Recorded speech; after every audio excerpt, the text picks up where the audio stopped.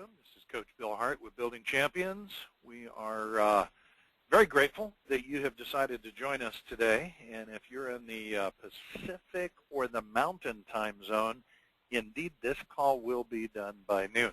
If you're in the Central or the Eastern time zone or in Europe, and forget New Delhi because they're like 30 minutes off of the rest of the planet, it will be well afternoon. So there you go.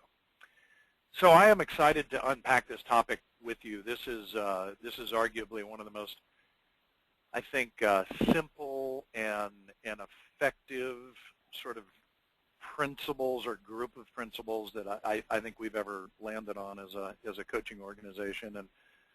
And as a coaching organization, I want to just sort of paint the picture for you a little bit in terms of who we are at Building Champions. If you're unfamiliar with our organization, everything that we do as a coaching organization revolves around the core four.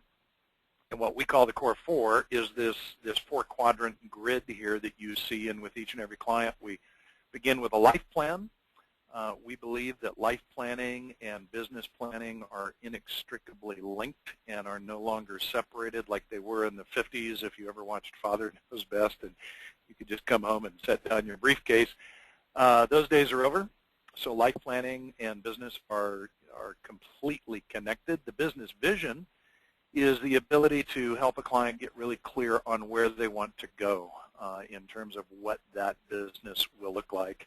The business plan is the way that we break down and chunk down the outcomes, the disciplines, and the projects that will close the gaps between where you are right now and where you want to be in terms of your business vision.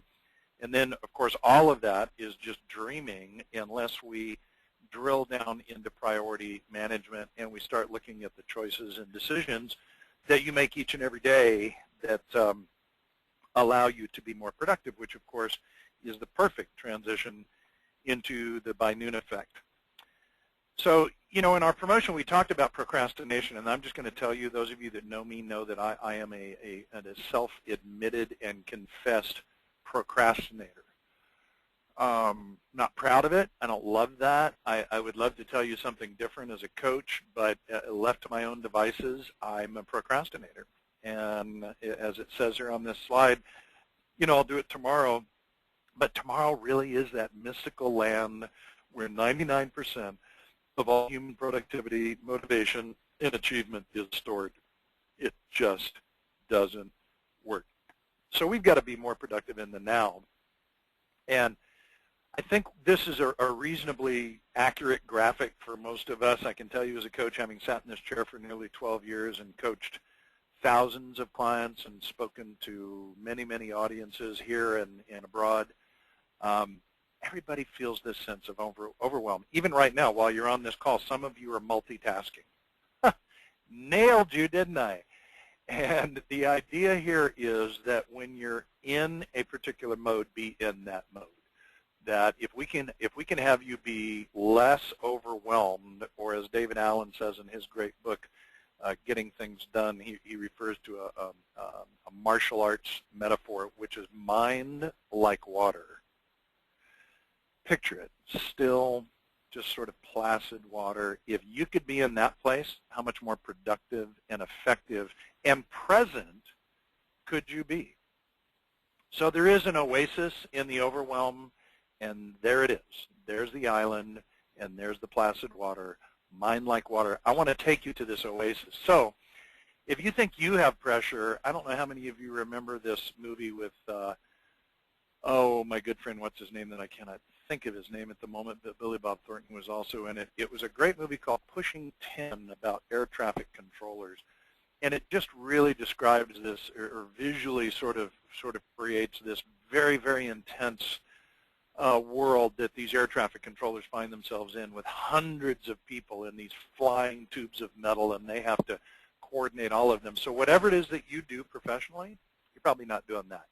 That's the good news.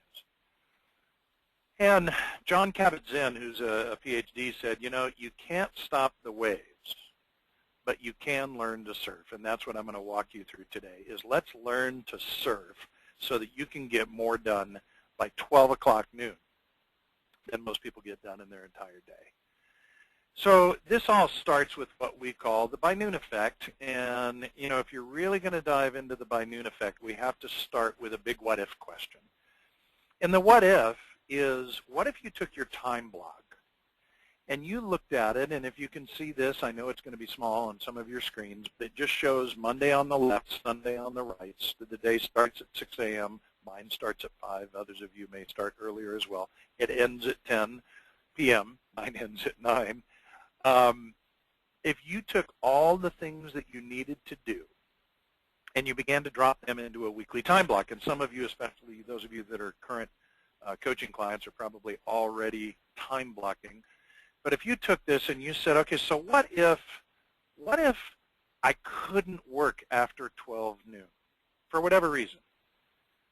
When I first introduced this to our master's coach group, arguably kind of a group of the best, I remember several years ago introducing this to the group in Laguna, and it was sort of a hypothetical question, right? What if you had to be out every day at 12 noon? Well, little did I know, and little did he know, one of our attendees, his wife was going through major back surgery. I think it was about 30 days after that. And he said to me later, this, Bill, was no longer just a hypothetical situation. This became my life. Because my wife needed to be cared for. I needed to be her caregiver. I wanted to be her caregiver.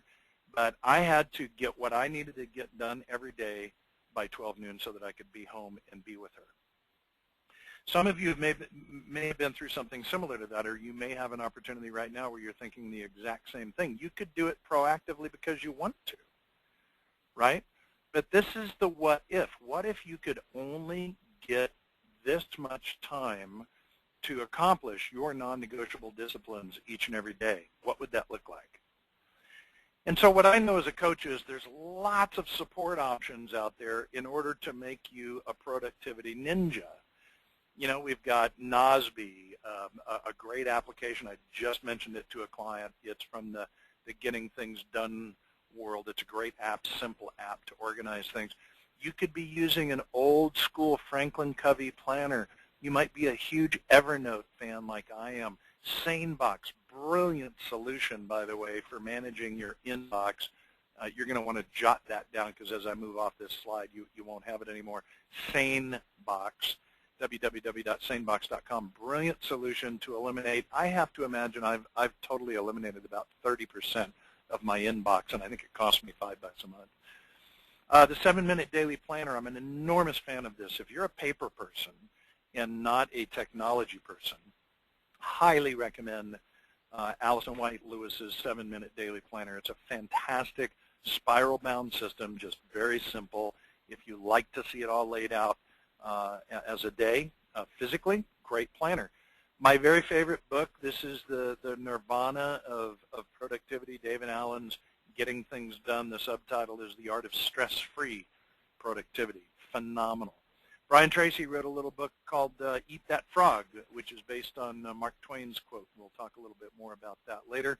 The ubiquitous Microsoft Outlook, of course. Habit Forge, another fantastic tool. And Slide Dial for voice messaging if you're short on time and you just need to push messages out. These are all great tools to get here, right? The cheese is in the middle of the maze, and it's a check mark in a box that says done. These are all great tools for that, but I want to offer you some other solutions. So here's the obstacles. Before we get to the solutions, here are the obstacles. We asked this group that I told you in kind of my beta test mode, we asked them, what are the things that would get in the way if you were literally going to only work until 12 noon every day and get your high payoff activities done by noon? What are the things that would stand in your way? And so they told us, and they said, well, the first one is I would have to completely sort of repaint with my team expectations. I would have to train people, and I would have to delegate. Totally agree. I would have to find another way to deal with emergencies. Most of you would, I think, admit that emergencies are largely the things that take you out of the game. So you walk into your day with a high degree of intentionality. I'm going to get these things done. I've got my task list. I'm going to go knock it. And then some flaming arrow of urgency comes flying into your office, and it lands in the wall behind you, and you've got to pull it out and blow out the flame and stomp it out on the ground. And by the time you're done doing that, you know it's 1 p.m., right? So dealing with emergencies. Number 3, interruptions.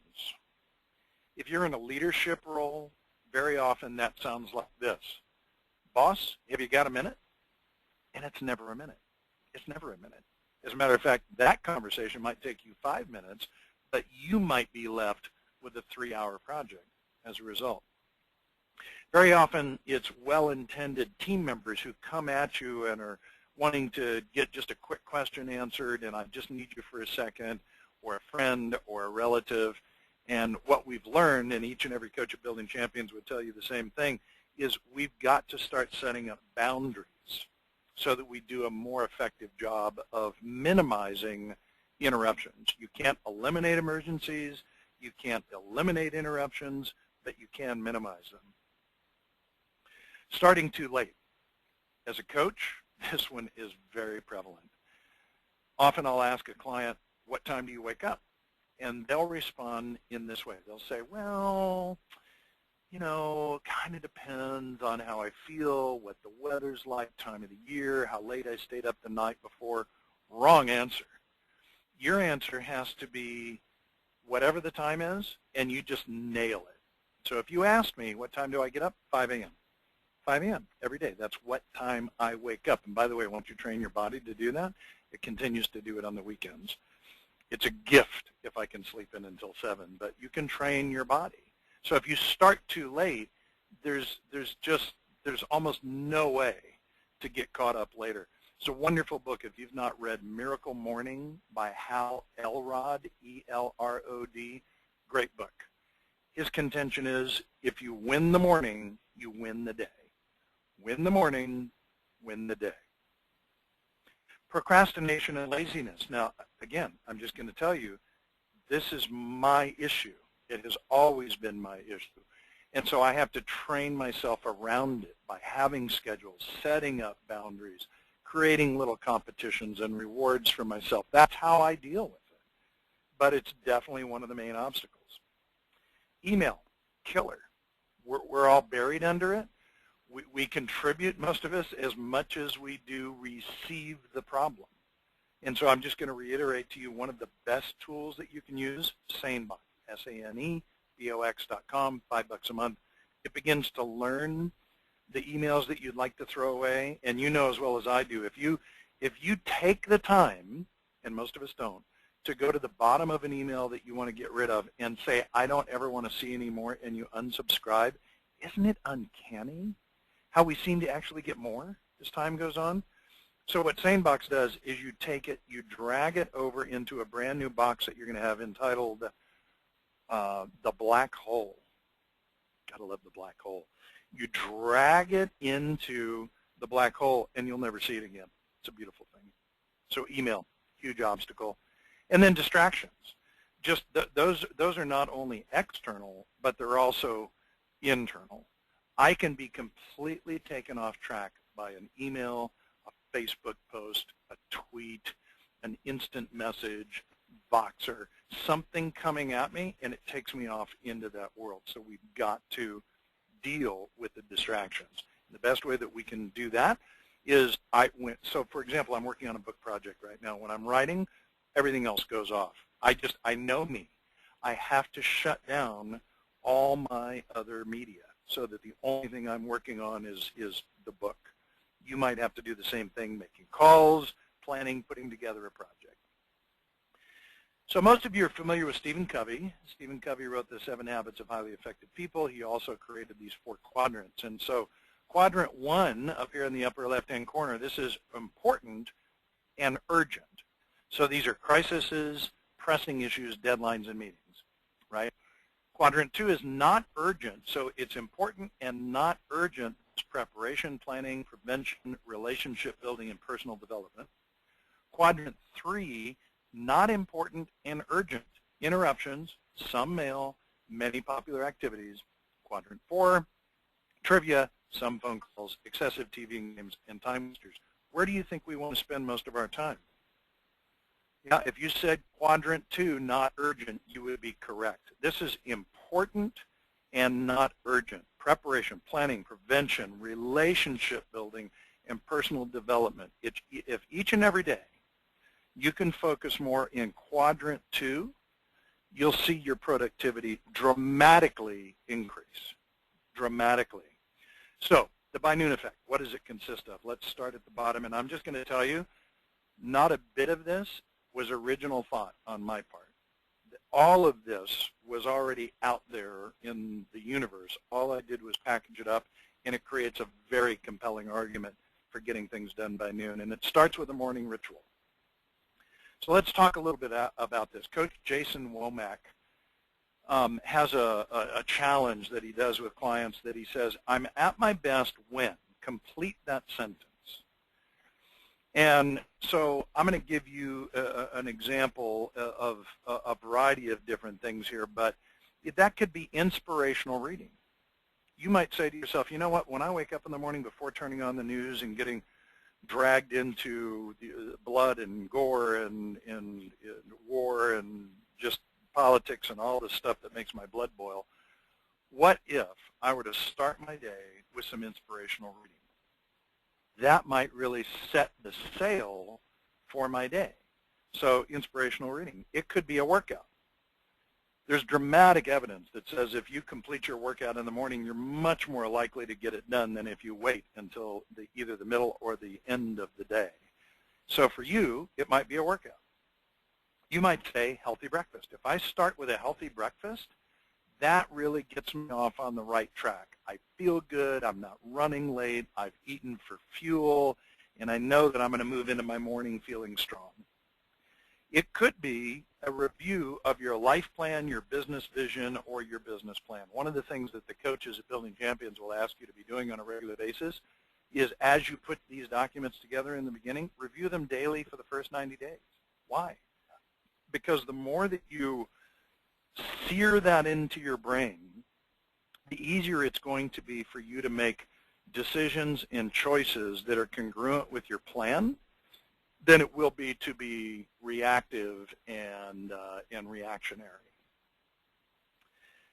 Preview the day. This is one of the things that David Allen talks about in getting things done, and so that you can actually do this in a weekly review and then preview your day the night before, and in this case, the morning before. So in that morning, you're going to look at your day. You've already looked at it, hopefully on Sunday. You've looked at it the night before. Now, one more time, you engage with, okay, what are we doing today? What are my appointments? What are the things that I need to get done? So again, you're leaning into it. Picture yourself on the balls of your feet, leaning into the day rather than on your heels all day. When you wake up late, you haven't read anything inspirational, you turn on talk radio, you're driving while listening to that, you didn't exercise, you made a Pop-Tart for breakfast or got a donut or a cinnamon roll, you haven't reviewed your life plan, business vision, or business plan, and you haven't previewed your day. Think of what your day is set up for. It's set up for failure, right? And the last thing I'll tell you here is for your morning ritual, no black, shiny screens. Those are iPhones, Androids, tablets, phablets, laptops, computers, whatever. The sooner you open those, the sooner you get drawn into that world. And I'm just going to tell you as a coach and as a person, you can start your day differently. Here's how I start my call it Coffee with God. For me, this is my inspirational reading. So I start the Bible, 20 minutes in the Bible. And that allows me to read through the entire Bible in a year. And what I've learned is while I have it on my phone, many of you who attend church know what I'm talking about, I have the Bible on my phone, all the distractions are there. So I open up an old school paper Bible, 20 minutes, cup of coffee with God. That's an appointment in my calendar I'm not going to break. You decide what it is for you. It could be poetry. It could be an inspirational book. But if you start there without the black shiny screens, we're going to set you up for success. Number 2 is big rocks. Again, Stephen Covey talks about your big rocks. Getting your big rocks in first so that you don't dribble in the sand around them until you put the big rocks in ahead of time. On the left, if I put all the little sand in, the little interruptions, the little things first, and then I try and fit in the big rocks, they don't fit. On the right, if I put the big rocks in first, my workout, my inspirational reading, my healthy breakfast, playtime with the kids, you know, some time with my spouse, whatever it is, then I can sprinkle in all the little interruptions around the big rocks. Number 3 is Parkinson's law. Now, everybody reacts the same way to this, like, yeah, I've heard of that, but nobody can quote it, and including me until I've done this dozens and dozens of times. Parkinson's law simply states, work expands to fill the time available for its completion. When I roll this out to an audience, everybody nods their heads, they all smile, yep, totally get that. Create a deadline for yourself and watch what happens. You see what happens here in this chart, if you look at it, in the beginning, yeah, I can exert the most effort in the beginning, and then over time, it's just going to wane over time. The next thing is intuitive. If you've ever gone on vacation, you know this. It's called the day before vacation miracle. And, you know, as you get ready to go on vacation, if you have any kind of a checklist, whether it's formal or informal, it is uncanny how you'll get all these things done, and you'll be like uber productive, hyper productive. Everything is getting done before you leave. And just picture yourself heading out towards turquoise water and steel drum music or Jimmy Buffett music. It's like, oh, yeah, I just want to go relax. And you become hyper productive. So our contention is harness this. Make this work for you. Create little mini vacations. So for me, while I'm a hacker, I'm an average golfer, a little mental break for me is to go hit balls. I just love putting on some soft music and headphones, and I go over to the driving range and I just hit golf balls, and it's like therapy for me. I absolutely love it.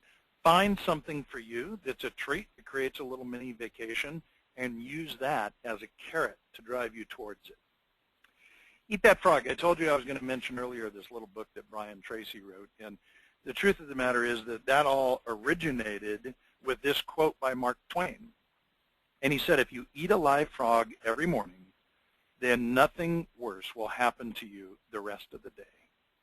And it's true, right? If you said, okay, tomorrow morning, Bill, here's the deal. Tomorrow morning when I wake up, the very first thing I'm going to do is I'm going to eat a live frog first thing in the morning. Nightmare, right? But think about it this way. Somewhere on your list is a phone call, a meeting, a report, something that you don't want to do. And human nature is, I'm going to do that in a few minutes, but I'm going to go do this fun thing. Or I'm going to go do this easy thing where I can put a check mark in a box and just get done. So here's what we've learned. And Brian Tracy talks about this in that book. And you can find that little book, by the way, at simpletruths.com. Simpletruths.com, there's a little video there, and you can buy this little book. It's a little gift book. And what happens is if you do that and knock that thing out first, you feel like you've sort of won the day already because I got that horrible thing done. Highly recommend that. And lastly is do it now. Do it now. The idea is, and even David Allen in his book, Getting Things Done, he talks about the 2-minute rule, and that is, and just think about this in your own life, whether it's an email, a phone call, if you can do it in 2 minutes, do it now. What you don't want to do is aggregate lots of little less than 2-minute tasks onto your task list, because then every day your task list grows. And you know what that feels like. When that task list starts to get really, really big, it becomes overwhelming. Research tells us that we can only keep about 5 to 7 tasks in working memory at any given moment. And when we get past that with a task list and you get one of those long legal yellow pads, you know, with all those things on it, and if you're in a conference room right now and you've got somebody sitting there and they've got that yellow pad with crosses and they through some of the items, you're laughing about it because that's accurate, right? We know that's true. So Michael Mayer wrote a great book called The 7 Levels of Communication. While I know you can't see this document because it's too small, I wanted to show you the whole document. Michael's an MBA. He's in real estate, made $1 million his third year in the business, wrote a book. I'm thinking we should listen to this guy. And what Michael Mayer says is he prints this document every single day. And you can see there he's got 7 sections where it says do it now 49 times. What does he do with that? He says 7 different times during the course of his day he'll stop and he'll read out loud while crossing them out. Do it now, do it now, do it now, do it now, do it now, do it now, do it now, do it now, do it now, do it now, do it now. Why would he do that? He's an MBA, right? He's not an autistic savant. Why is he doing that? He's doing it because it tees up his subconscious that when he hits something that he likely would put off, he just does it right then. Do it now. It is remarkable what a difference this will make in your productivity. So here's what we know. This is the by noon effect. And if you will start with your morning ritual, focus on your big rocks, take advantage of the reality of Parkinson's law, use the day before vacation miracle to your advantage, eat that frog by doing the worst thing first, and then focus on do it now, knocking out items that are 2 minutes or less, you will have won the day with the by noon effect. So I want to thank you for being with us. If you want to reach me, you can find me at bill.hart@buildingchampions.com, bill.hart@buildingchampions.com. And if you need any more information from us, info@buildingchampions.com. Find us on Facebook at /buildingchampions and on Twitter at buildingchamps. I want to thank you and I want to challenge you tomorrow morning. Put this to work for you. Set your day up to win with the right routine and see what you can accomplish tomorrow by noon. Thanks for being with us.